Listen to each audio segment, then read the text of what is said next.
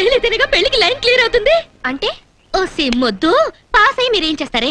MSc, తర్వాత MEd, ఆ తర్వాత పిహెచ్డి, దాని తర్వాత పెళ్లి సంసారం.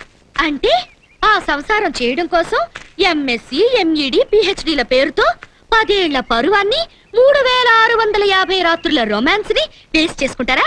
అయ్యో కర్మ కర్మ. కాస్త నోరు మూసుకుంటావా? మనకి భగవంతుడి దీన్నిచ్చింది కేవలం తినడానికే కాదు, కండానికి కూడా. ఆహా ఏం చెప్పావే? ఇంకా చెప్తా విను. 3 ముళ్ళు పడి 3 రాత్రులు అయ్యి 3వ నెల అనిపించుకుంటే గాని ఓ ఆడదాని జీవితానికి ఒక అర్థం ఏర్పడదు. తల్లి వాత్సాయని నీకో దండం, మమ్మల్ని మాత్రం చెడగొట్టకు తల్లి. నేను చెడగొడుతున్నానా? మీరు బాగా చదివి బామ్మలా తయారయ్యాక పెళ్లి చేసుకోండి. నేను మాత్రం ఫెయిల్ అయిన శుభవార్త మా నాన్న చెవిని పడేస్తే మా నాన్న నాకు మ్యారేజ్ చేసి పెడతాడు. నేను ఆయనకు ఒక మనవణ్ణి కనిపెడతా. వెళ్ళొస్తా, వస్తా. Crazy girl.